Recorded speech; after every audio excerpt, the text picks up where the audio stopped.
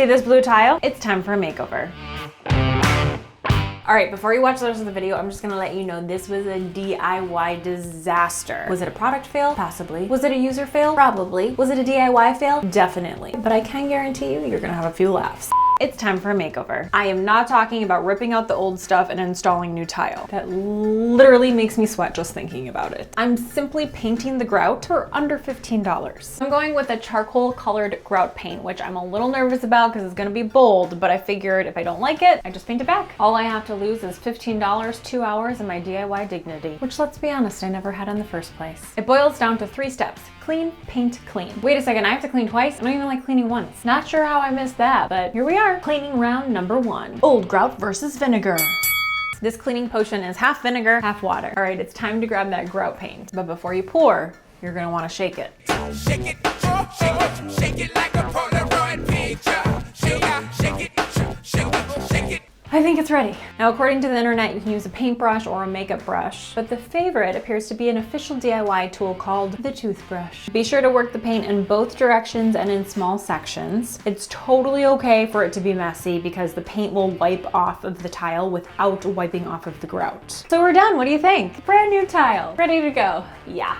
So this is a lot of black. Thank goodness I'm gonna be wiping off the messiness. I'm feeling cautiously optimistic that this is going to turn out. I really hope so. I don't wanna do this project again because that means more cleaning. We're back, we're dry. The coverage from one coat appears to be good enough. It's time for round 2 of cleaning. Wet towel versus dry paint. I need you to fight like your life depends on it, because it does.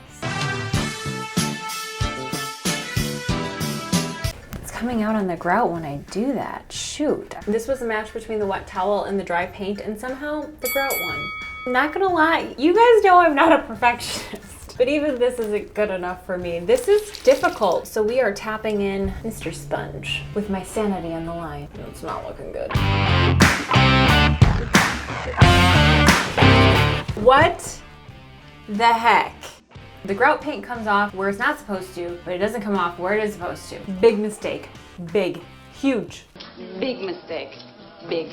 Huge. I'm starting to think it would have been a better choice just to take a Sharpie and fill in the lines. All the YouTube videos I watched, and I watched a lot, said that this grout paint was not gonna come off when I scrubbed. And it is dry. That's not the issue. I'm so over this.